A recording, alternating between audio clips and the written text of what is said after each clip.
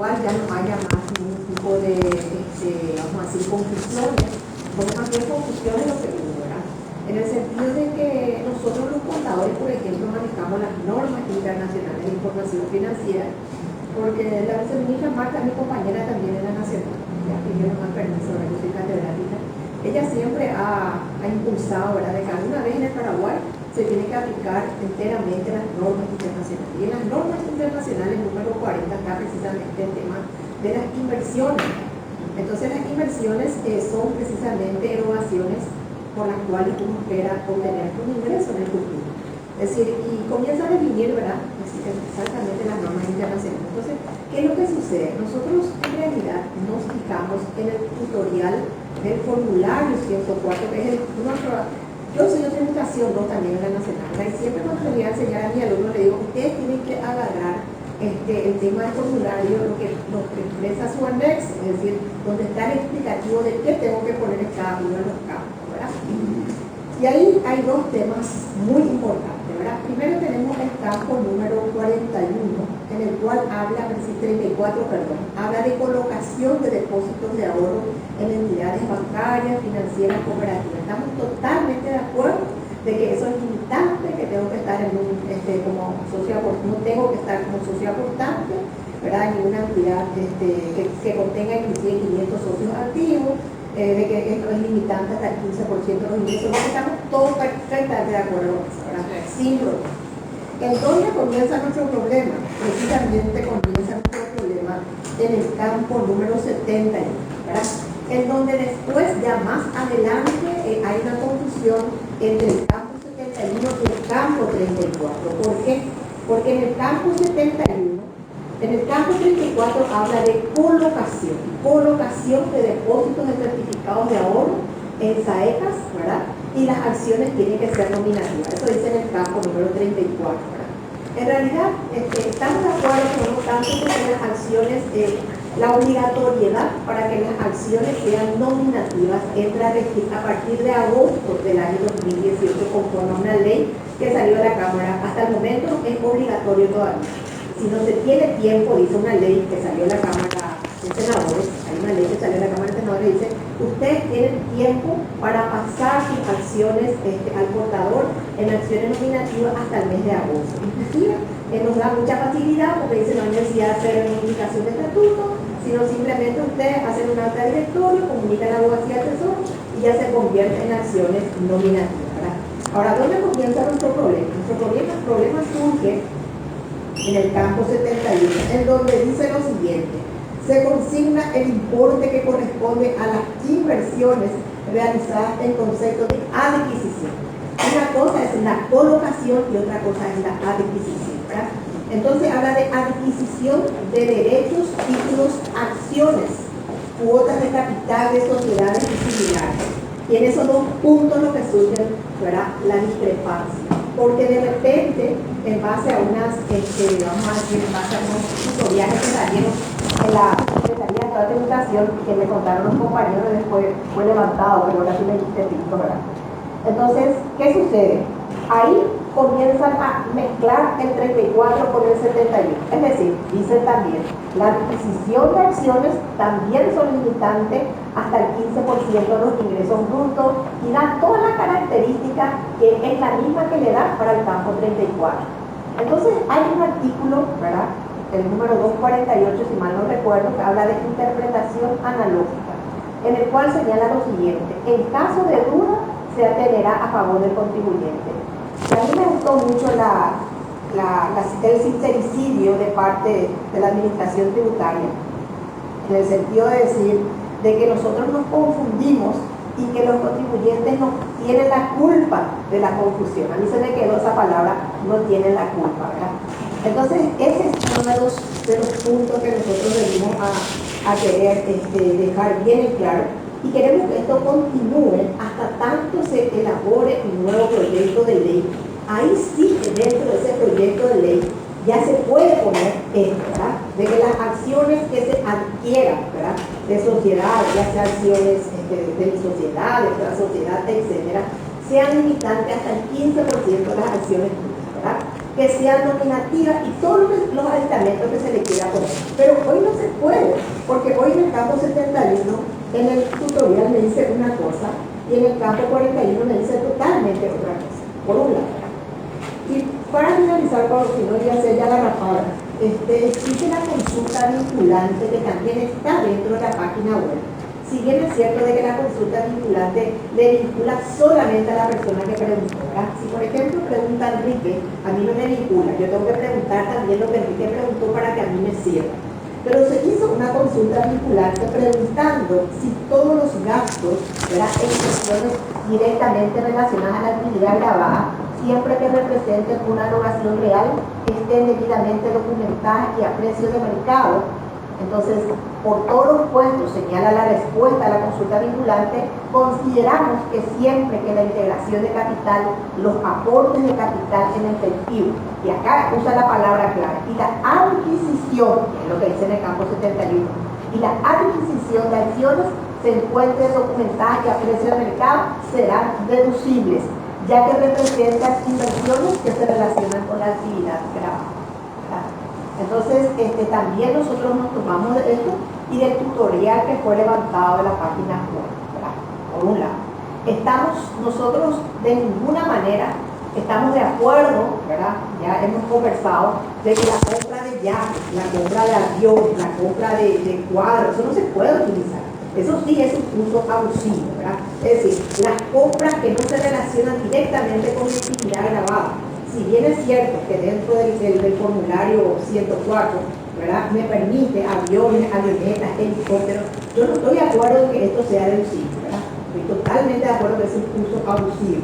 Por ejemplo, por decir remolques acoplados, y cuadros, por ejemplo. Eso, por ejemplo, sí ya es un uso abusivo, ¿verdad? Porque yo no tengo necesidad de comprar un yate, no tengo necesidad de comprar un avión, una avioneta, un helicóptero. Es decir, para mí eso sí son cosas de uso abusivo, que esto hay que corregir lógicamente, se tiene que corregir, ¿por qué no, verdad?, en la próxima ley, ¿verdad? Nosotros en forma totalmente desinteresada queremos contribuir. Tenemos abogados contadores que pueden trabajar con ustedes. Nosotros desde ya que trabajamos luego junto con la subsecretaría, ¿verdad? Después nos vinimos y no trabajamos más porque no nos llamaban más. Es más, nosotros inclusive le preparamos a Marta los primeros meses que ella estuvo las normas internacionales de información, que a ver si me puede ayudar José Carlos, que le hicimos todo, ¿verdad? Que ella nos dijo, no pueden elaborar unas normas para que comencemos a aplicar de a poco, y trabajamos con los técnicos de Hacienda y elaboramos las normas internacionales para que sea obligatorio. De tal manera que viene, por ejemplo, Lea es, supongamos que le ustedes, ¿verdad?, viene la primera vez a fiscalizarme y ella, por ejemplo, tiene que atenerse a las normas. Viene después a fiscalizarme una segunda persona, ¿verdad?, tiene que atenerse a las normas internacionales. Entonces ahí ya no hay más nada que discutir, sino me atengo directamente a las normas que se usan en el mundo entero, ¿verdad? Con normas internacionales de contabilidad que inclusive contemplan todos los casos, contempla inversiones, contempla compras, contempla depreciaciones, todo contempla las normas. Entonces se unifican los criterios, ¿verdad? En la fiscalización inclusive se unifican los criterios, la depreciación es así, la amortización es así, etcétera, ¿verdad? Esto para terminar. Y por otro lado, vuelvo a repetir de que también nosotros estamos de acuerdo que se elabore una nueva ley con técnicos, ¿verdad?, que Hacienda también ponga su parte, por supuesto, porque todo impuesto es recaudador. Vamos a decir que originalmente se dijo que era formalizador, por los impuestos pues tienen que ser recaudadores, si no, no tiene razón de ser, ¿verdad? Si los impuestos no son recaudadores, no tiene razón de ser, estamos de acuerdo, ¿verdad? Pero ceñirnos originalmente a la ley 4673/12 de julio de 2012, que comenzó a aplicarse conjuntamente con el decreto 9371, que se aplicaron los dos a partir del 1 de agosto de 2012, que yo, dicho sea de paso, estuve cuando eso en el Palacio de Gobierno, ¿verdad?, como directora de Administración y Finanzas, y estuvo cuando eso Manuel Ferreira como ministro de Hacienda, con el cual también yo no me llevaba muy bien, ¿verdad?, pero era que estuvo cuando yo estaba en el Palacio. Entonces, eso es lo que yo quería decir, y ya les doy la palabra. Gracias. Gracias. Ya, un gusto trabajar con ustedes en esta ocasión. Y que nos reciba, ¿verdad? Agradecemos esta invitación. La verdad, como dice Alba, el impuesto a la renta personal originalmente sí era formalizador. ¿Qué queríamos formalizar en la economía? ¿Cómo se formaliza la economía? Pues obligando al pequeño contribuyente, aquel que no figura en el mapa, se inscriba, se formalice. ¿Cómo se formalice? Pues bueno, el panchero de la esquina, yo no le compro si no me da la factura. Si él quiere vender su pancho, pues tendrá que formalizarse y emitir una factura. Y ese era el objetivo que se lograría. Entonces, todos aquellos potenciales contribuyentes, las personas afectadas de acuerdo a los ingresos, evidentemente iban a exigir esa documentación y iba a ser una cuestión masiva. Comenzó con cierto aire, con un buen margen, reduciéndose inclusive todo, completamente. Tuvo su efecto y su programa empezó, lastimosamente se prorrogó por cuestiones en el Senado, en el Parlamento, arrancó en 2012, tenía que haber arrancado en 2004. 2006, literalmente. En la misma ley establecía el periodo de arranque, era el único tributo que decía la ley cuándo empezaba, lo otro quedaba abierto. Correcto, empezó en el 2012 y en el 2019 supuestamente ese primer paquete finaliza. El 31 de diciembre del 2019 debería concluir y a partir de ahí surgir o elaborarse la nueva ley, sí ya recaudadores y que entre un mayor número de gente. De luego la misma ley lo va incorporando periódicamente. Usted tiene perfectamente la estadística de toda la gente que va ingresando año tras año sin que nadie haga nada. Por el simple hecho de que baja el rango incidido, perfecto. Entonces, es un poco el criterio y estamos, acá nadie quiere evadir impuestos y no pagar impuestos, al contrario, al que paga que se le caigan con todo el peso de la ley. Estamos nosotros admitiendo que queremos ocultar contribuyentes que evadan impuestos de alguna manera. Ese no es el criterio, los contadores no estamos para eso. Al contrario, somos la mano de Hacienda para la ejecución de todos los tributos, de todos.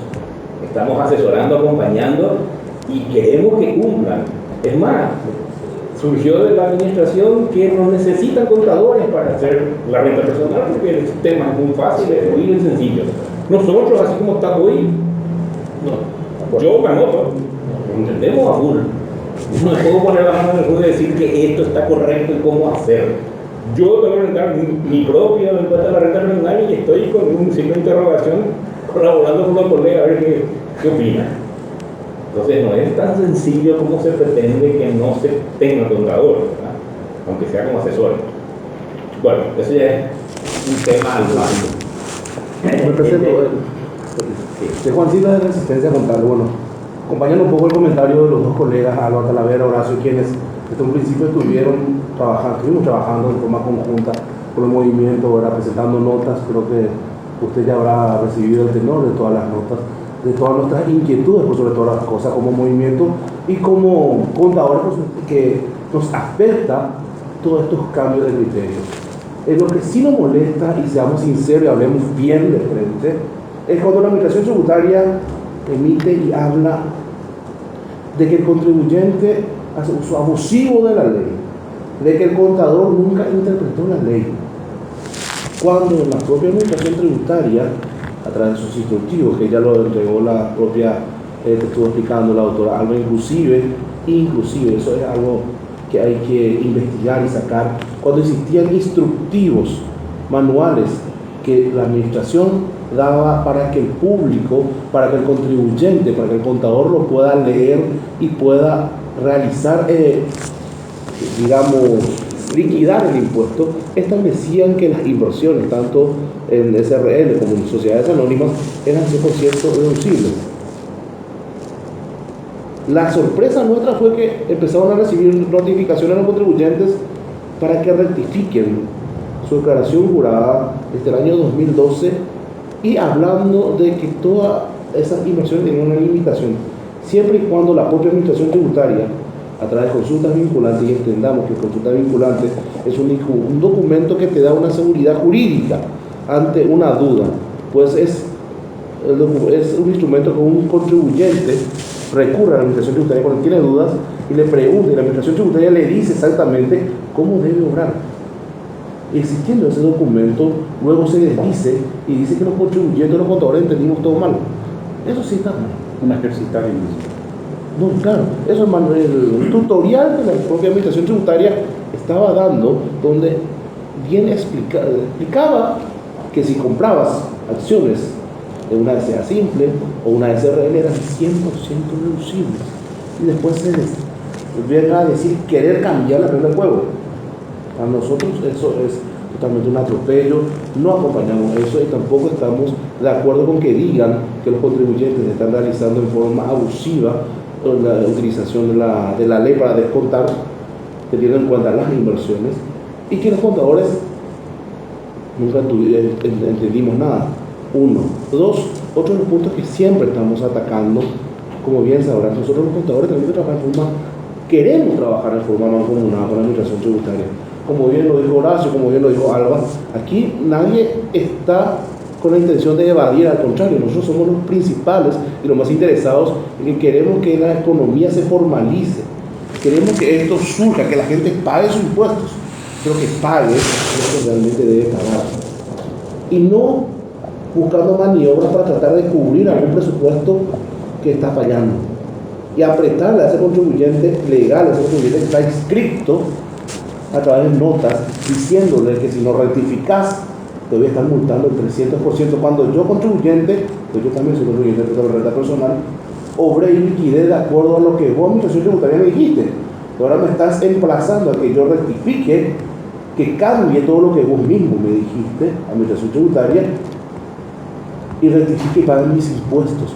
Me estás obligando a mi contribuyente que cumplí con la ley, a mi contribuyente que hice de acuerdo a tu tutorial, a mi contribuyente que quiero pagar mis impuestos, que contribuir con el Estado, a rectificar y exigir a mí que pague más impuestos. Y ahí no hay problema. Los intereses que me estás cargando otra vez a mi contribuyente haciendo esa rectificación, eso me tiene, para mí es sacado de no sé de dónde. Personalmente pienso que es más o menos para tratar de cubrir algún desajuste en algún presupuesto y se agarran de este sector de la economía que son los contribuyentes que estamos inscritos en el impuesto a la renta personal. Punto uno. Punto dos, realmente queremos saber en qué quedó la conversación con los empresarios, cuál es el acuerdo, para no estar volviendo a tratar el mismo tema, para tratar de decir que existe un acuerdo con relación a las notificaciones del año 2012, perfecto. Si son los mismos puntos, genial, pasemos a otro punto. Entonces, eso más bien es, doctor. Disculpamente, esa es nuestra gran preocupación de hoy. Nosotros los contadores no sabemos cuáles son las reglas del juego. No sabemos cuáles son las reglas del juego con relación a un periodo que ya empieza a ser loco. Estamos ya en 2018 y todavía no sabemos cómo manejar nuestro impuesto del 2017. Fernando estará de acuerdo conmigo. Existe el principio de confianza legítima en parte de la administración tributaria. Cuando la administración tributaria, a través de sus instructivos, a través de sus formularios, a través de su cláusula vinculante, sienta una posición, ¿verdad? Yo presumo que todos los actos de la administración tributaria son regulares, son legítimos y tengo que cumplir eso, ¿verdad? Si me cambian las reglas del juego, se está violando el principio de confianza legítima. Entonces, nuestra preocupación es esa inestabilidad jurídica con relación a la financiación social de la renta personal. Nuestra preocupación es cuál es hoy la posición de la administración fiscal con relación a la argumento de todos los empresarios, porque a juzgar por las declaraciones del señor Ramón, estamos de acuerdo y ya no quieren nuestros impuestos con las reglas del mundo, con las reglas con las que iniciamos. Con la ley 871, con el decreto fiscal, ¿verdad? Y que se lleva a trabajar en un proyecto de ley. Cuando le preguntan al señor Trasmarquí si se iba a emitir un decreto de conocerse por ley, yo creo que ahí hay un pequeño desconocimiento de la gobierno. Hoy está vigente la 6560, está vigente la 69 y la única manera de hacerlo perder vigencia en un decreto es hacer otro decreto. La necesariamente tiene que salir un nuevo decreto que nos dé tranquilidad y seguridad jurídica todo, porque hoy estamos con esa dos normas y esa es la que nos rige. Los comentarios mediáticos hoy jurídicamente no nos ayudan, ¿verdad? Entonces tenemos esa preocupación sobre cómo se van a lidiar el impuesto. Entonces, una de las cuestiones del Ministerio de Hacienda es ¿cuál es la posición hoy de la administración fiscal? ¿Siguen vigentes? ¿Se van a modificar esas normas? ¿No se van a modificar? ¿Cómo van a lidiar los impuestos? Yo les decía a los compañeros, ya tengo liquidado mi impuesto. Ya tengo mi liquidado. Ya puedo ir a otro concepto y no voy a nada. La que tuve vigente antes de la ley. Pero no sé si soy claro en eso, yo necesito esas reglas de todo, la verdad. Y tiene que haber certeza en ante la misma. Muchas idas y vueltas meten a todo en una tremenda conversación. Y nosotros que creemos estar informados, ¿verdad? Porque damos seguimiento, ¿verdad? Venimos a los cursos, leemos los decretos, investigamos, también tenemos grandes dudas. Conocemos la posición de la administración tributaria con respecto a la deducibilidad de inversiones. No la compartimos. Personalmente no la compartimos. Nosotros creemos que son 100% deducibles. ¿Verdad? Por el propio texto de la ley, yo no quiero entrar demasiado tecnicismo, ¿verdad? Por el propio texto de la ley, ¿verdad? Integrando el artículo 13 con el artículo 10, que me define claramente qué son los actos grabados, y con las interpretaciones que después dio la administración tributaria a través de las reglamentaciones, las cosas vinculantes y instructivas. Entonces, esa es nuestra preocupación. ¿Verdad? Nosotros creemos, honestamente, ¿verdad? Creemos que las inversiones son 100%. Conocemos la opinión de la otra gente, la respetamos, pero no la compartimos.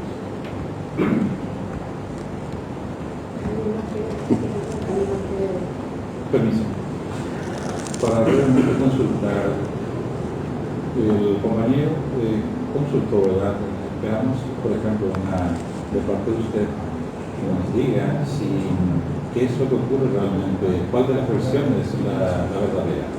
Pero Machi coincide con la postura, es cierto el acuerdo, pues o no es cierto, lo confirma, lo desmiente, eso es lo que necesitamos saber.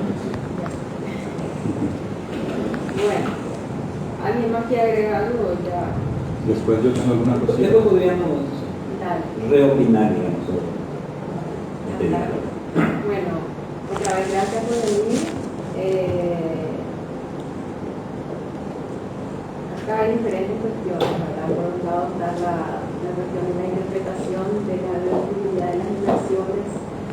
La doctora Talavera hablaba también al respecto de qué exactamente son inversiones y dónde se define eso, cómo se define eso a nivel internacional. Y está bien lo que se define a nivel internacional, ¿verdad? Y realmente estoy de acuerdo con ustedes que sería fantástico que existieran normas locales que también se definan cada vez más las normas internacionales. Pero la realidad es que nosotros tenemos un IRP paraguayo, ¿verdad? Entonces la renta personal, la creación única de este país, que fue hecha como anillo al dedo para Paraguay, por decirlo de esa forma, ¿verdad? Y totalmente de acuerdo con la visión, perdón, no conozco los nombres exactamente, pero el señor Horacio, el doctor Horacio hablaba específicamente al respecto de lo que fue la trayectoria de esta ley, ¿verdad? No hace falta que yo les cuente a ustedes, ustedes saben mejor que yo, ¿verdad? 2012 sale, pero después de un largo proceso, ¿verdad? Doloroso, y realmente no sé si salió exactamente lo que se envisionó originalmente. Terminó saliendo un IRP que fue aceptado por la sociedad, digamos, y eso es con lo que convivimos poco. Sale también en ese momento, creo que en el 2012, 2013, el primer decreto que reglamenta la ley. Y finalmente este impuesto, que realmente es un impuesto extremadamente creativo, porque yo creo que no existe en el mundo, me gustaría que ustedes me corrijan, pero yo estoy casi segura que en el mundo no hay un impuesto que solamente sea formalizador. Realmente los impuestos son para recaudar, y el costo de recaudar un impuesto es verdaderamente alto, el costo administrativo. Entonces prácticamente tener un fin solamente formalizador no tiene prácticamente sentido, pero digamos que fue una idea que para el caso de Paraguay, donde había mucha evasión y qué sé yo, y mucha informalidad, puede ser algo que se entiende la visión que se tuvo en ese momento. Y también un país no acostumbrado a pagar impuestos a la renta de ningún tipo realmente, y menos a un impuesto a la renta personal. Yo creo que no es del 2006, creo que el otro día estaba enterándome que en la época de Stroessner, incluso el mismo Stroessner implementaron el impuesto a la renta y no, imagínense, él no pudo hacerlo, así que pelea aquí, ¿verdad? Somos muy particulares los paraguayos al respecto de nuestro dinero. Pero finalmente tenemos eso hoy, yo creo que es un logro importante y se implementa. Yo les quiero contar nomás mi visión para que ustedes entiendan qué es lo que estamos tratando de hacer. Yo no tengo ningún interés particular, mi interés es siempre tratar de construir en vez de destruir o de generar confrontaciones innecesarias, porque nunca puede ser nuestro objetivo. El objetivo es cómo hacemos para salir adelante todos juntos, porque si ustedes tiran para allá y yo tiro para acá, de nada nos sirve a ninguno, ¿verdad? Y menos todavía a nuestro país. Entonces yo miro esto como un proceso de evolución y un proceso de aprendizaje, nos guste o no nos guste, esa es la realidad. Se aplica esa reglamentación del 2012 y entra un nuevo gobierno. Ustedes saben, el nuevo gobierno es todo volver a hacer así en el país y sale algo nuevo, ¿verdad? Esa es la realidad.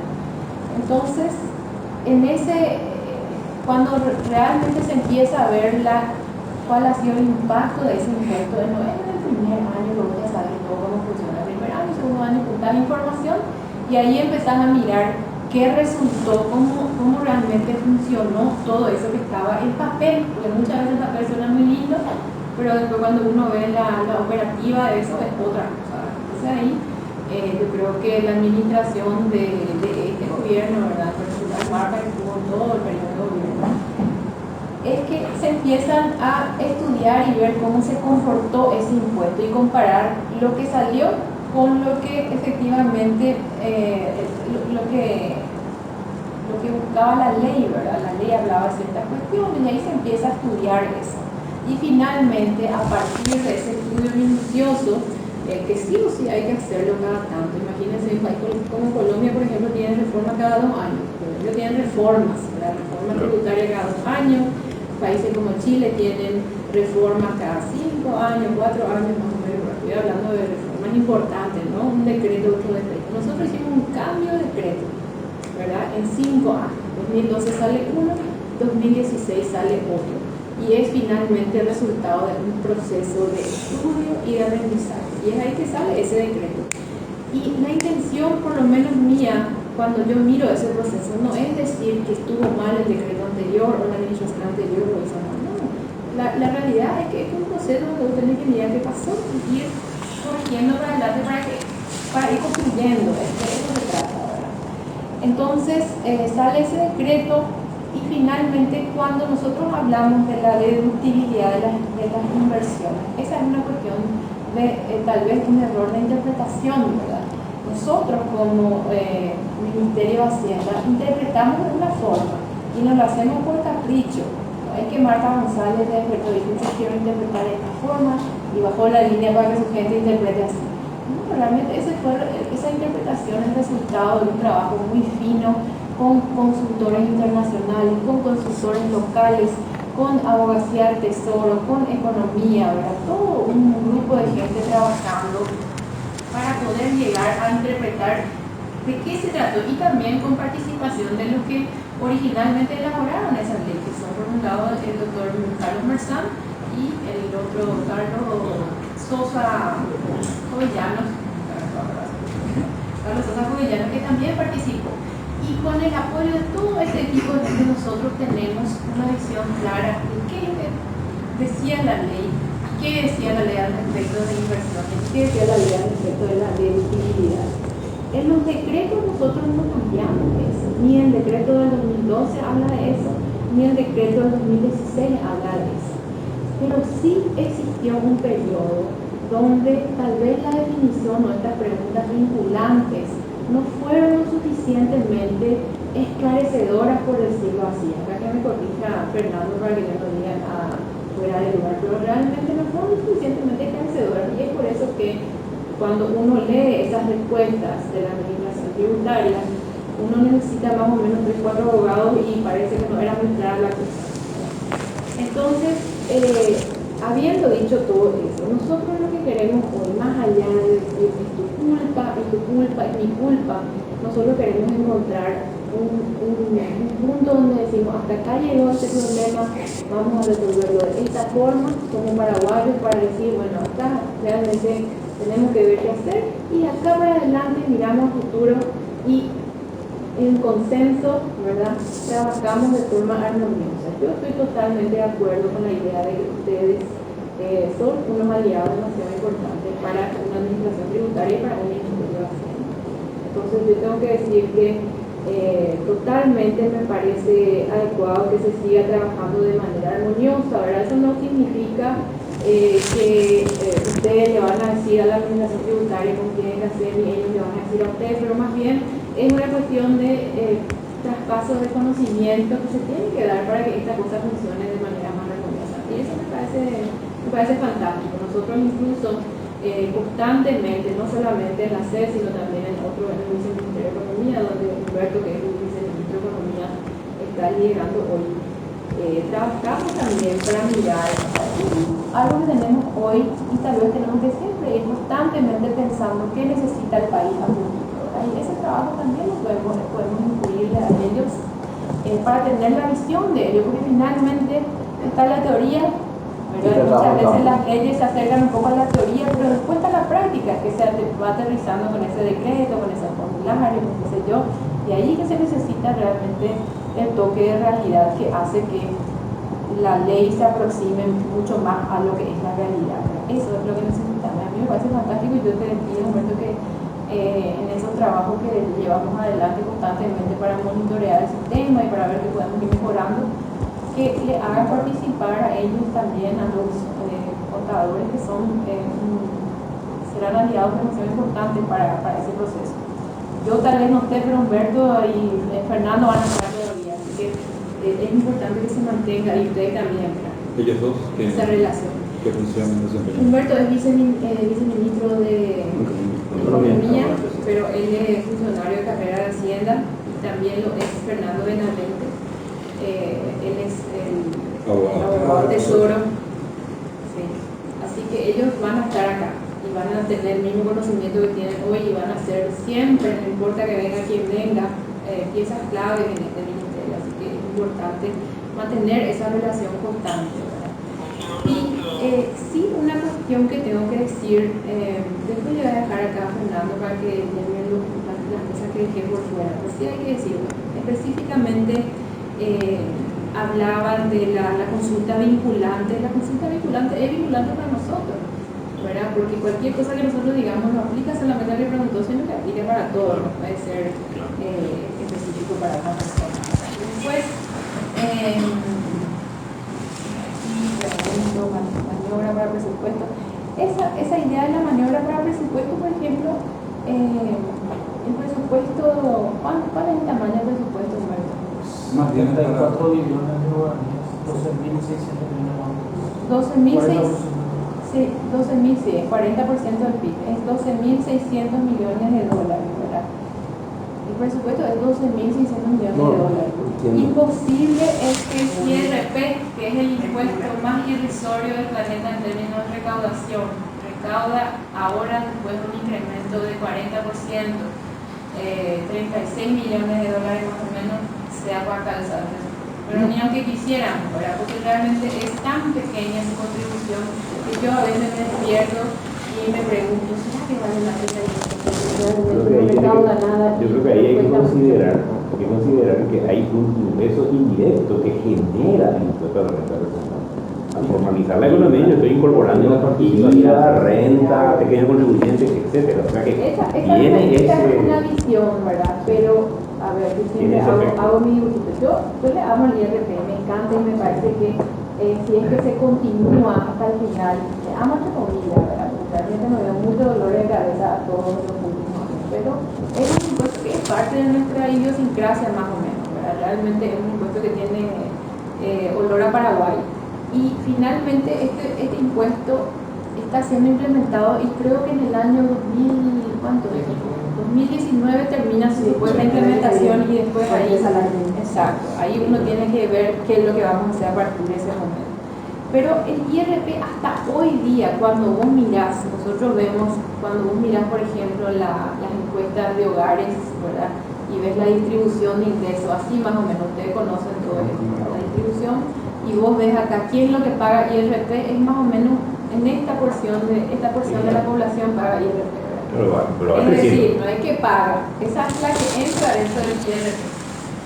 Acá está más o menos el paraguayo que gana 2 millones de guaraníes. Esa es la verdad, porque la mitad del Paraguay gana menos de 2 millones. Y después acá están unos cuantos que todavía no son afectados por el IRPF, que ganan un poquito más de 2 millones. Y después acá está la gente que entró. Dentro de esa gente que entró, que es un chiquitito, ¿verdad? Una porción pequeña de la población, vos podés decir, bueno, esta gente tal vez se relaciona con algunos que están ahí al lado. Entonces la formalización ocurre alrededor de eso que se relaciona. Pero yo no creo que el panchero allá pida factura solamente, último panchero, ¿verdad? Hay uno que ya tiene su factura. Pero no es tan profundo el impacto del IRP a la hora de formalizarse. ¿Por qué? Porque, feo decirlo, pero la realidad es que la gente que entró en el IRP generalmente ya compraba nomás luego los supermercados que emiten factura legal, y ya compraba nomás luego cuestiones, ya le pagaba nomás luego a su empleada el IGS y todas las demás cuestiones. Algún fortejeo ahí va ampliando, ¿verdad? Pero es cierto, tiene un impacto alrededor de ese grupo, pero no creo que esto llegue a impactar profundamente hasta el final de la cadena. Eso no se va a dar por construcción. Independientemente a eso, sí tiene un valor importante. Eso ya es un valor, eso ya es una mejora importante, ¿verdad? Y después tenemos la expansión de la base tributaria que nosotros también procuramos hacer a través de, por ejemplo, las ensambladoras de motocicletas, el IVA financiero, el IVA cooperativa, que ahora ya nos quitaron otra vez, pero bueno. Entonces, esas son las cuestiones que también hacen que se formalice la economía, porque finalmente esos sectores que están fuera del control, digamos, no tienen ningún tipo de control, entran finalmente y tienen que tener algún tipo de documentación. Esa creo que es la parte de la formalización más fuerte. Sí, por estoy complementarlo ahí. Cuando uno mira el crecimiento, el otro día discutíamos eso con el empresario, ¿verdad? El crecimiento del IVA en promedio de los últimos 5 años que estuvo en aplicación del IRP fue 10%. Pero también sabemos todo, ¿verdad?, que la recaudación tributaria sigue la actividad económica. Entonces, ese 10% en realidad, 7-8% ya es solamente el crecimiento de la economía. Entonces te queda ver, el resto donde viene, entonces vos empezás a ver ir a algo. Que por ejemplo, se come todo, o sea, el espacio que hay realmente de mejora de actividad por IRP es muy poco. Ínfimo realmente. Y esta es una realidad demostrable desde el punto de vista de los números. Ahora, que yo me vaya a explicar eso en la tele, eso no sé, algunos me van a tirar con tomate, de todo van a decir, pero esa es una realidad que ustedes yo creo que pueden entender muy bien. Y con esto no les quiero decir nada más que esa es lo que vemos nosotros en las estadísticas, eso es lo que manejamos. Eso no significa que no sirve, sí sirve, es importante, pero es una herramienta que puede ir en algún momento, a partir del 2019, cuando ya vimos lo que fue su total implementación, tenemos que tener ya el siguiente paso. ¿Ahora qué vamos a hacer ahí? Y ahí voy a concentrarse en el universo también de contribuyentes. Ahora ganamos 70, nos llegamos a 70.000 contribuyentes. 32%. Quería comentar algo y consultar algo. Sí. Lo que es preocupante para nosotros como contables es qué ocurrirá con estas personas notificadas, ¿verdad? Y quedó en suspenso, terminó, porque hay que tener en cuenta que en el caso hipotético de que haya sido una equivocación, entonces tendría que ser una equivocación de la Subsecretaría de Tributación, porque en su instructivo, ¿verdad?, y en su muestrario llenado formulario donde decía acciones compradas tanto, y se llevó en inversiones deducibles. Estamos hablando de inversiones, estamos hablando de acciones comunes. Inclusive no hizo diferenciación en ese momento, solamente se hizo acciones y atribuyéndose 100% deducible. Eso es grave. Eso alguien tiene que aceptar en algún lado, aquí o allá, el error de la administración tributaria. Y debe hacerse una culpa, un reconocimiento de que ciertamente el contribuyente se guió por eso. El contador se guió por eso.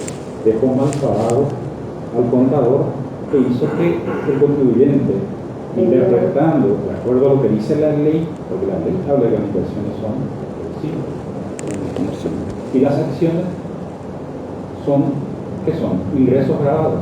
Y el artículo 10 dice, se consideran actividades grabadas y entre tales como, y menciona, como ítem las acciones. por lógica. Entonces, si yo invierto en acciones y esa compra tiene que ser deducible y arrastrable, esos son puntos importantes. ¿Qué van a hacer al respecto de la redonda? ¿Qué medidas tomarán? ¿Qué acción? El contribuyente va a pagar la culpa por el error de la administración tributaria. En ese sentido, va a ser sancionado. ¿Por qué es que se acusa entonces de que se presume que hay un interés de por medio en participación en multas? Esa presunción cobra mucha fuerza teniendo en cuenta esto que estamos comentando. Entonces debe reconocerse eso. ¿Por qué pasa? Vamos a olvidar nomás esos instructivos y esos ejemplos y ejercitarios que expresamente decían eso. No es así, no se puede olvidar, algo se tiene que hacer. Le digo claramente que mucha gente está pensando accionar penalmente en contra, por lo menos de Marta. Está en proceso eso, por varios delitos tipificados y según se está armando. Le estoy diciendo eso claramente para que tengan bien presente. Como de ejemplo nomás de las ilegalidades de decretos voy a mencionar. ¿En qué parte de la ley menciona o habilita para que un decreto o disposiciones permitan o exijan la utilización o tener que recurrir a un préstamo para que yo pueda arrastrar, para que sea el derecho de arrastrar pérdidas fiscales compensables? ¿Usted qué abogado? ¿En qué parte de la ley dice eso? ¿Cuál es la consulta principal? ¿Dónde dice que hay que sacar un préstamo para arrastrar pérdidas? Y en las disposiciones del decreto establece claramente Cuando el tribunal que si yo quiero arrastrar pérdidas fiscales comensales, tengo que recurrir a un préstamo. Me obliga, me coacciona a que yo recurra a un préstamo e incurra en un pago de interés en pérdidas. En ocasiones perjuicio innecesario. Finalmente esa es una cuestión ya de fondo que entraríamos a analizar en mesa, pero sí te puedo señalar de que el concepto de la renta, del ingreso grabado del año, vos pagás el impuesto sobre el ingreso grabado. O sea, si vos tenés 100 millones de guaraníes que generaste de ingreso en el presente año, ¿cómo podés arrastrar pérdidas por 5.000 millones de guaraníes cuando en ese año no has generado esos 5.000 millones de guaraníes? ¿Y acaso entonces el justificativo de la por eso, yo no quiero entrar en un debate sobre una cuestión de fondo de interpretación. No argumenta eso, está entrando en el debate, no puede argumentar nada más sino crear un retruque. Un ratito ya me lo pongo. En realidad eso está mal. En la mente tenía así, Fernando, que está mal eso. Pero eso más adelante vamos a ver, porque desde todo punto de vista hay varios ejemplos. Ahora el año pasado yo tuve renta que me sobró, tengo caja de ahorro, por esa renta que me sobró ya pagué impuestos a la renta personal, puedo demostrar. Mi mamá, soy hija única, me dejó un ahorro, les puedo demostrar también de dónde proviene esa mi plata que yo tengo ahorrado, y con ese sigo invirtiendo. Es decir, eso está mal, ¿no? Pero como vos decís, vamos a entrar al debate, eso en su tiempo cuando modifiquemos la ley, ahí sí vamos a subir un poquitito esa parte porque no está. ¿Verdad? Quiero dar un ejemplo sobre el tema de la demanda judicial que me está hablando. Yo me reuní, no quería decir con quienes, pero Carlos estaba presente, Carlos Bersagán y la viceministra también, hace 2 meses. Y otras personas de alto rango dentro del gobierno. Yo fui la única que estuve, que un contador no estuvo. Bueno, ahí, por ejemplo, el doctor Carlos le dijo a Marta, no te vas a ir preso, Marta, porque cuando vengan los próximos gobiernos, ¿verdad? Por el diálogo, Carlos le dijo a Marta, te dijo, le dijo, te vas a ir preso, porque lo cumplí con la ley. Y le digo, igual no se va a ir preso. No creo que ningún gobierno perenna, ni colorado, ni liberal, le moleste más. No le va a molestar. Te puedo asegurar, doctor, que no le va a molestar. ¿Por qué el gobierno que viene nuevo se va a preocupar de más?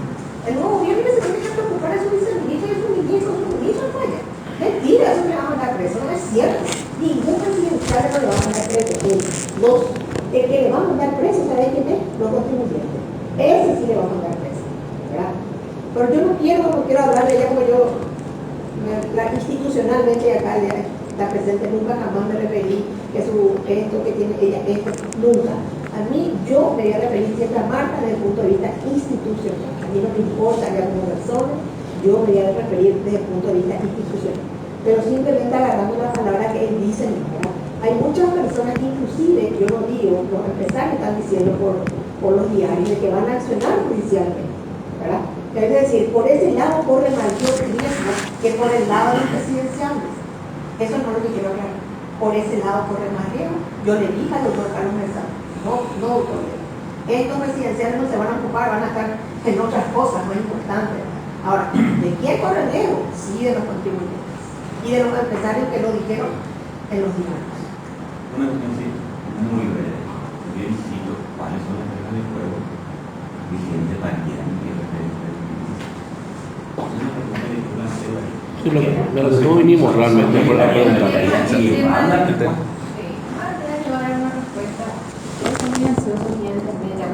Lo mismo que los medios, ¿verdad? En realidad esta es una discusión que se viene dando hace 2 años, casi 3 años por ahí. Realmente una discusión muy larga, ¿verdad? Muy dolorosa para todos en realidad. Pero la vez pasada, creo que el martes, nos reunimos con los empresarios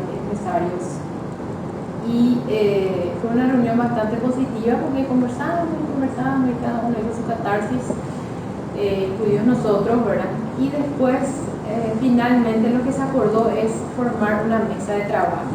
Ahí se discutieron muchas posibilidades de forma, todos creo que acordamos con la idea de que es importante resolver esto y es importante también tomar en cuenta todos los participantes de este proceso. De ninguna forma nosotros podemos resolver, tener una solución que ya vamos a echarle la culpa a los contadores, vamos a echarle la culpa a Marta González, o vamos a echarle la culpa a los empresarios que evadieron, o a la ministra de Hacienda que no tiene nada y acaba de llegar, ¿verdad?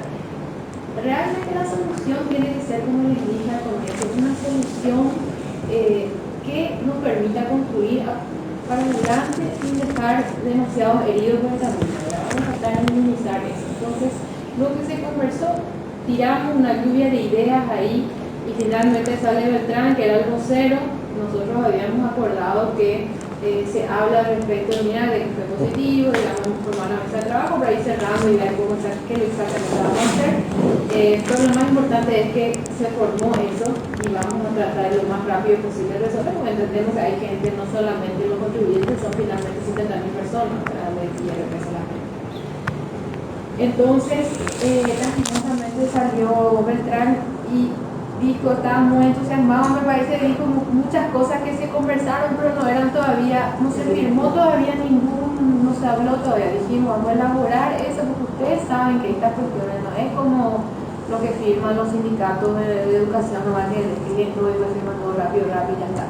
Acá tenemos que ser bien preciso, ustedes lo saben mejor que yo, bien concretos y tener el mapa de todos los stakeholders que son también ustedes, los contribuyentes, los empleados públicos, funcionarios, los empresarios, todos estamos ahí adentro y todos necesitamos una solución. Y también soy contribuyente y ellos saben qué voy a hacer.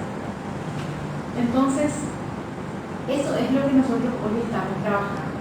Yo lo único que quiero es que tengan la tranquilidad de que no les vamos a decir, no les vamos a dar ninguna sorpresa que va a representar un tremendo dolor de cabeza. Estamos tratando lo más posible de encontrar una solución que nos ayude a todos, para adelante y para atrás. Finalmente, lo más saludable, no sé si vos querés comentarlo, la última versión que nosotros tenemos, ¿verdad? De lo que venimos conversando, no sé ni siquiera si vale la pena, porque como no está cerrado todavía, no es algo que yo quiero tirar y después, como pasó la vez pasada, sale y se cambia y ustedes quedan número mentiroso, o yo me lo contradigo a ustedes, y eso es lo que pasó. Y la prensa está lista para... No, finalmente nosotros, como institución, nos mantenemos respecto de esta cuestión de la interpretación de la ley, pero como yo también dije, cuando salí a hablar de que vamos a encontrar una solución, estamos con toda la apertura de encontrar una solución. Una de las posibles soluciones, en algún momento se manejó la posibilidad de una ley, pero después idas y vueltas, eso también puede ser complicado, y cómo exactamente se va a hacer, y se empieza a complicar la cosa. Como les digo, tenemos que tomar en cuenta a todos los jugadores de este partido. Pero finalmente decimos, una cuestión que nos queda clara es lo que yo le había dicho, que no podemos responsabilizarle al contribuyente, ¿verdad? Por ejemplo, lo que serían multas, o sea, que no es que estamos buscando multas para su salario, no podemos, eso no estamos buscando, y si todo lo posible vamos a hacer para que eso no se dé.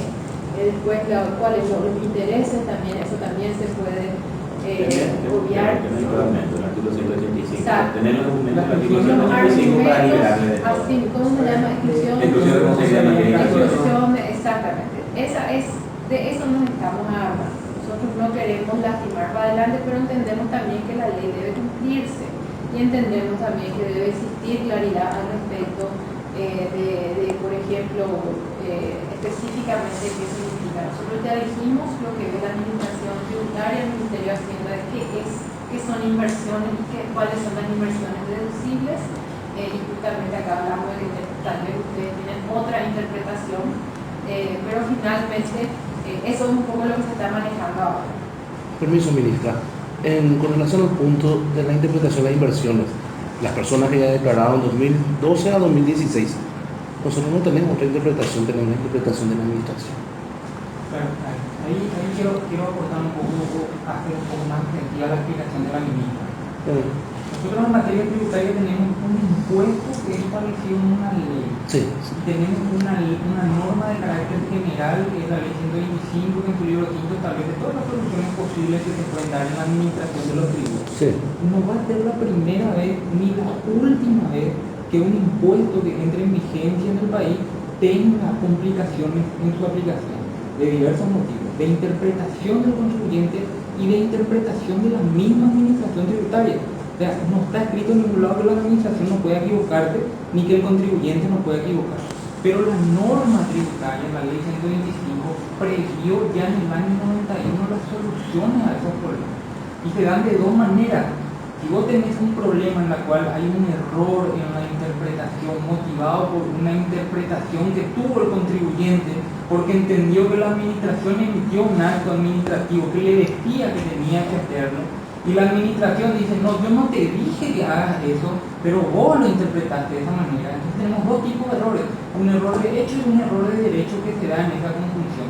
Eso la ley dice que si se diera esa hipótesis, lo primero que nosotros tenemos que hablar es que acá no hay evasión, que acá no hay responsabilidad de nadie. Acá lo que hay es un error en la interpretación masiva que se dio, motivado por todo lo que discutimos y que ya no viene al caso volver a discutir, que los formularios, que los decretos, que las interpretaciones, que un montón de situaciones que se fueron dando en estos 2 años que te llevan a poder determinar de que sí hubo un error práctico en la interpretación. Entonces ahí no hablamos de evasión, hablamos de un error en la declaración jurada, pero la administración tributaria, habiendo determinado que la interpretación legal de la ley es la que tiene la administración, porque finalmente no debemos olvidar que la misma ley también dice que la única que administrativamente puede interpretar en materia tributaria es la autoridad de aplicación, que en este caso es la subsecretaría. Y si la subsecretaría asume que esa es la interpretación, hoy día tiene que decir al contribuyente, te has equivocado, que es lo que hizo ahora, tenés que volver a presentar tu declaración. Y ahora le va a decir, pero no solo te equivocaste, sino que te equivocaste motivado por un error que se dio en esta situación. Entonces yo te pido que vos pagues el impuesto, no los accesorios, es decir, no los intereses, no infracciones, no multas, solamente el impuesto correspondiente. Y si la intención puede terminar mal la idea, y si la intención puede decir, no, yo no quiero pagar ni el impuesto porque vos te equivocas, la administración le va a decir, yo no puedo, ni aunque quiera, incumplir lo que dice la ley arriba, ni destaco un decreto que dice que lo que la ley dice no es correcto, yo te puedo perdonar el impuesto. Y me voy a ver la ley 125 y dice remisión del impuesto, y dice que el tributo solamente será remitido por ley.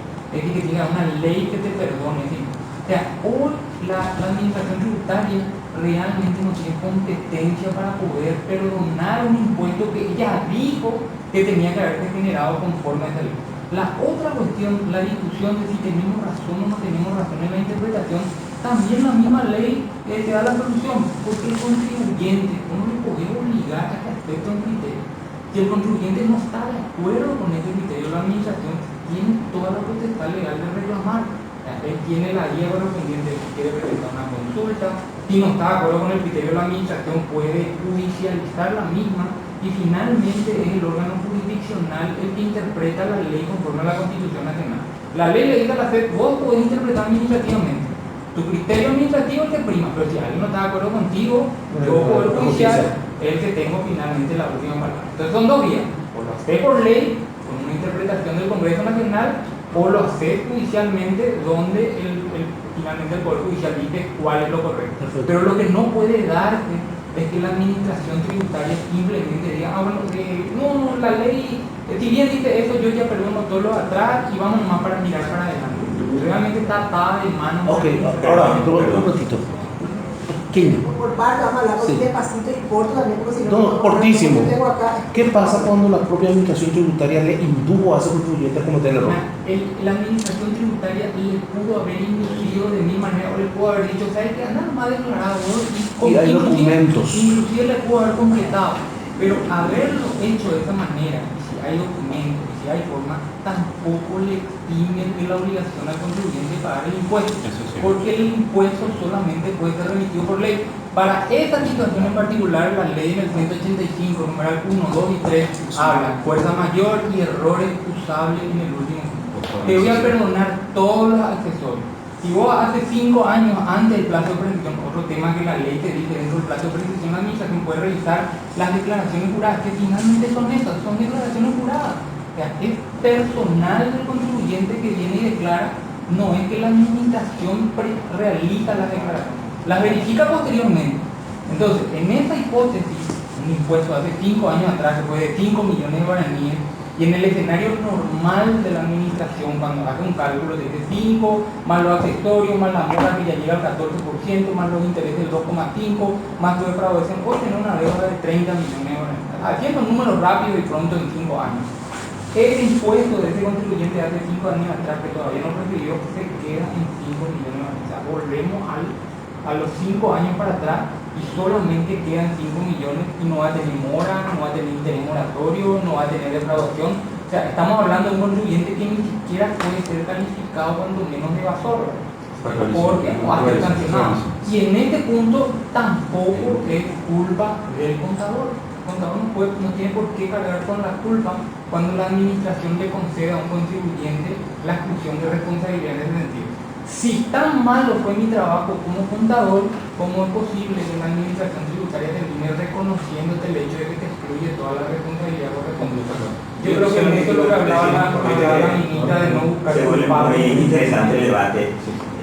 Lo que plantea Fernando, lo que sí tenía Fernando, o sea que nos conocemos hace mucho tiempo, ¿verdad? Pero también la ley, artículo 178, dice cuando la administración tributaria cambie de criterio, que es lo que estamos ahora reclamando. O sea, no estamos diciendo nosotros que nos perdonen un impuesto que se debería haber pagado. Estamos diciendo que la administración interpretó en uso de su facultad interpretativa concedida por el artículo 186, etc., de una manera.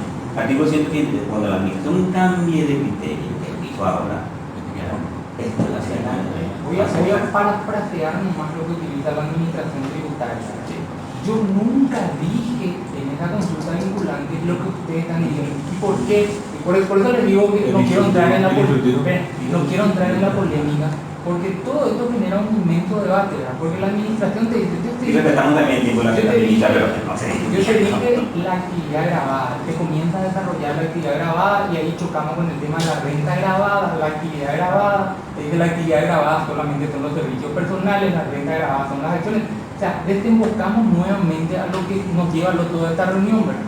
Una inmensa discusión sobre el contenido de la ley que nosotros no vamos a poder resolver en esta década. Un gatito nomás por lo menos 5 segundos, ¿verdad? Acá pues estamos hablando de boca de ganso. Por eso que es importante decir lo que dice la presunción de derecho que no admite prueba contraria. Es decir, la subsecretaría no puede decir me equivoqué, no admite la prueba contraria, porque acá está escrito. Entonces, de la ley 4673/12. Entonces, ¿qué sucede? Que nosotros conforme a esto obramos, ¿verdad? Doy un ejemplo práctico rápido. Una persona que tuvo un ingreso de 10.000 millones y compró acciones por 4.000 millones, le va a generar nada más y nada menos que hasta 2.500 millones no más puede utilizar. Entonces, 250 millones de guaraníes es lo que tiene que pagar. Esto no es un poco de pago. ¿Y qué dice la ley? En el caso de las personas físicas, yo te entiendo, Fernando, vos estás en otro lado del mostrador. Yo el día de mañana cuando sea otra vez el pincha, lo que sea, lo voy a hacer. También voy a defender así, ¿verdad? Acá vale paga, pero dentro de cada legalidad que ¿Con quién está? ¿Con María? ahora no tiene la mano bien, no voy yo. Bueno, este es el caso particular, ¿verdad? Yo voy a respetar la ley y si me equivoqué voy a ser humilde. Fernando, voy a decir me equivoqué, dije mal en mi consulta titular, está mal el formulario 104. Complico y mezclo, ¿verdad? El campo 31 con el campo 34 con el campo 71, mezclo todo. No puedes mezclar el campo 34 con el 71. El campo 34 te dice colocación y el campo 71 te dice adquisición o compra. Por favor, yo soy catedrática de la Universidad Nacional, no se lo voy a terminar. Entonces dice, en el caso de las personas físicas, la ley dice, ¿verdad? Todos los gastos e inversiones directamente relacionadas con la actividad de trabajo, siempre que represente una erogación real, esté debidamente documentada y a precio de mercado. La única condicionante para adquirir acciones de sociedades anónimas, de SRL o de sociedades simples. Esa es la única condicionante, no hay otra. Entonces, por favor, las señores, vamos a admitir que nos equivocamos.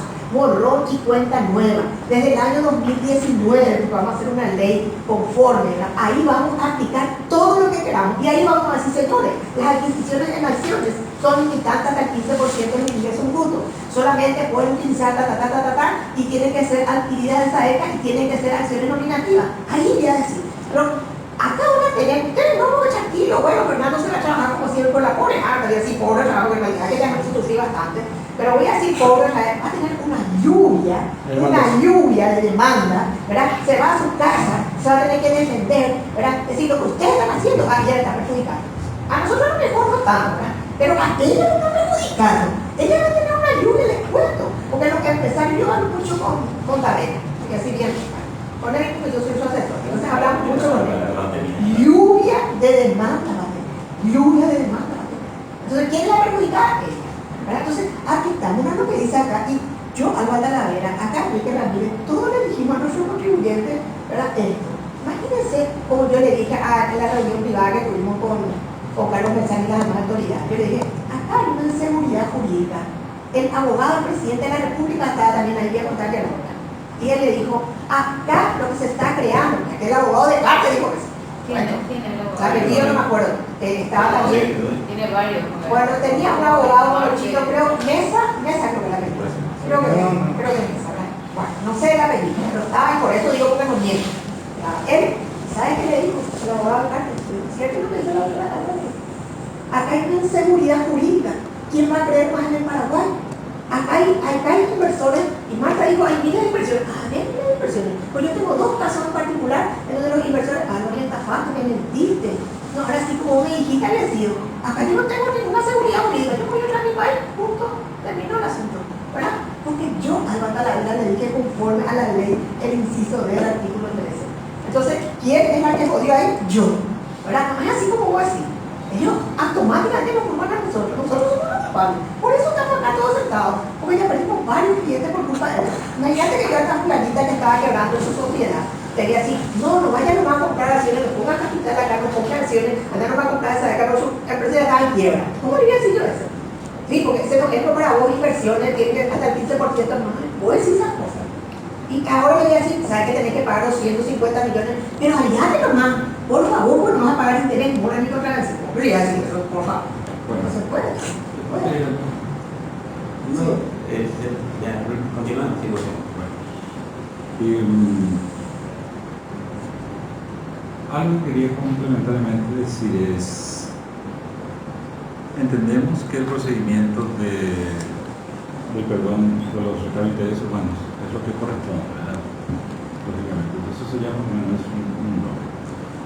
Mi sugerencia, una recomendación, como seres humanos, el pedido de disculpa es tan maravilloso y no fomenta el perdón y la comprensión. Por eso insto que la administración tributaria, me refiero al Ministerio de Hacienda, al Ministerio de Hacienda, sugerirle a la Secretaría que reconozca que se equivocó, porque no reconocer que se equivocó con esos instructivos de sus ejercitarios y encima exigir el pago del impuesto es excesivo. Que solamente se exija el impuesto conforme a la interpretación de usted, genial, pero corresponde a un reconocimiento de los errores humanos.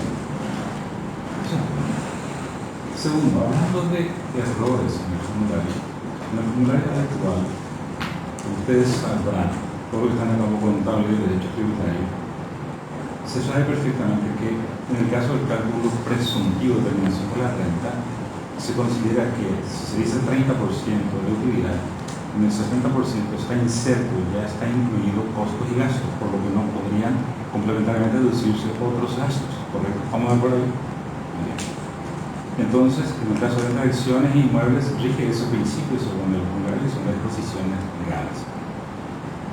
Pero en el anexo del formulario 104 actual, de hecho, dice, y en las disposiciones, inclusive también habla de que los inmuebles pueden liquidarse, la renta por sistema presunto o por renta, sobre la base de renta real, ¿correcto?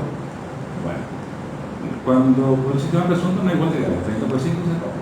En cambio, cuando dice la parte cuando se vende inmuebles o acciones a contribuyentes de viajes, entonces sobre la renta real, lo que implica que el contribuyente, si vende un inmueble y está en esa circunstancia determinada por renta real, debe poder deducir los gastos que paga, por ejemplo, al intermediario de la venta, la comisión por la venta, y tienen la responsabilidad de gastar el 50% de la titulación del inmueble.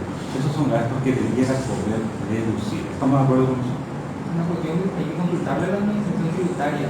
Estamos hablando por el sistema real, de la Claro, renta real. pero finalmente esa es una cuestión que tenemos que determinarla con la administración, no tiene nada que ver con nosotros. No, pero justamente para ayudarles, justamente para que cuando hagan la consideración lo tomen en cuenta nada más. Y sugieren. Estamos derivando después de nuestra conversación. No, no, Estamos sobre el no, Congreso, no, estamos sobre el seguro, hablamos de 104. No, pero le digo nomás porque no, ¿qué se va a usar? ¿Qué formulario se va a usar? Me parece correcto, el último se va a usar. Bueno, ahí está. Entonces por eso hay... Pero me parece correcto que dos cosas, ¿verdad? Sí. Nosotros no somos, no podemos sentar acá a discutir estas Términos cosas muy técnicos. de detalle, De ¿verdad? acuerdo, vamos a ir allá. Pero sí les pido, va a ser extremadamente útil, porque yo creo que hay todavía cuestiones que desde nuestro punto de vista ya fueron definidas. La cuestión de las inversiones, nosotros no analizamos un párrafo o un artículo en particular, sino que miramos a toda esa ley y concluimos en base al análisis global de esa ley que hay cuestiones que son deducibles, hay inversiones que son deducibles, hay inversiones que no deducibles. Pero esa discusión tal vez necesitamos sentarnos con la doctora Alba y no tenemos todo acá para tirarnos así, pero por lo menos un representante que venga, que tenga revisión clara de cuál es, cómo la interpretación que ustedes están teniendo, a modo de ir nomás subsanando las diferencias eventualmente algún día, por lo menos si no nos entendemos qué es lo que dice el otro y veamos cómo Tratar de sacar una idea. Exactamente. Y también, aparte de eso, si ustedes nos pueden facilitar a nosotros, no a la ciudad, a nosotros pasamos como Ministerio de Hacienda, el listado de las cuestiones, no todas, porque seguramente son interminables, ¿verdad? Las cuestiones más centrales que hacen todavía cosas que no están, no sé, como quieran llamarlas, que quieren que ustedes precisamente nosotros pongamos cuál es nuestra interpretación. Fantástico, porque incluso metan alguna pregunta, consulta vinculante, nosotros tengamos que expedirnos por escrito y decirle, mirarles a ustedes una herramienta al día Tiene todo eso. lo que me dijo el Ministerio de Hacienda. Tiene todos los puntos. Adelante con eso, hagamos ese trabajo. Obviamente lo mejor es sentarnos primero y si todavía no queda claro y necesitan esa documentación, fantástico, metan esa pregunta y nosotros les damos la respuesta. Pero yo creo que eso es saludable, nosotros queremos eso. Entonces hagamos ese proceso. Una cosa que quería entregar al doctor, ¿verdad? Tenemos una nota que hemos presentado de forma conjunta al Congreso sobre todas las diferencias que existían ya en el tema de impuestos a la renta personal, y es una copia. Excelente. Fantástico, vamos Otro punto. Entonces, hasta ahora no tenemos nada definido con aquellas notificaciones que recibieron los contribuyentes. ¿Van a continuar? Tienen que pagar. Sí, eso quedó en claro eso. Van a tener que rectificar. Tienen que pagar. Esa es la posición clara de ellos. Eso responderá. Sí. No van a preguntar la misma Claro, de hecho yo creo que este acuerdo que habla la ministra que está tratando. que todavía no está finalizado, no hay que decir que debería cerrar. Ni una sola firma según yo tiene, pero no lo he firmado, ni siquiera vi la versión final final todavía, pero estamos manejando esa idea que más o menos La base, es ¿Cuándo se definiría esa base? y otra vez, y seguramente hoy y mañana, porque yo quiero es Sí, terminar, quitar ya ese peso de encima, pero como les digo, la cuestión acá es seguir trabajando con ustedes, ¿verdad? Y que nos acerquemos, que trabajemos, que conversemos. Yo realmente creo que esa es la mejor forma de trabajar. Si es que ustedes están teniendo algún tipo de inconveniente, no cualquier cosita, pero algo realmente que está generando un problema o podría generar un problema, acérquense a nosotros y nosotros pásennos esta información. Nosotros no tenemos acá en la punta de la lengua todos los artículos de la ley y de las legislaciones tributarias, pero sí tenemos la capacidad para sentarnos y mirar y ver qué es lo que está pasando y finalmente tomar una decisión institucional. Así que no duden en acercarse en esas situaciones, ¿verdad? Antes que se arme ya tanto lío y por 3 años de Realmente los temas que hemos tocado y lo que nosotros era nuestra preocupación con el tema del formulario, que ya quedó claro que va a ser el último. Ahí está clarificado. Yo lo que quiero ahora, reunirme con Fernando allá en el contribuyente para poder trabajar con él, vamos a ver qué es lo que vamos a reunirnos. Y ver un poco de señalar el tema del formulario, anterior del formulario de acá, porque si hacemos con el formulario ahora, estamos a unos 75, 60, 100, hay mucha idea. Entonces yo lo que quiero reunirnos con Fernando, ¿verdad? 2 o 3 representantes, entonces estamos bien. Y lo segundo, Yo creo que lo más importante va a ser para todos cerrar ese acuerdo. Cerrar ese acuerdo, así todos estamos ok, ya estamos más tranquilos y ahí empezamos a trabajar sobre finalmente eso. ¿Qué les No hay parece? ningún problema, de mi parte no hay inconveniente. Porque yo creo que se va a extender la presentación, se va a extender la presentación del acuerdo. Sí, a mí No, me del IRP. Gracias por venir. Gracias.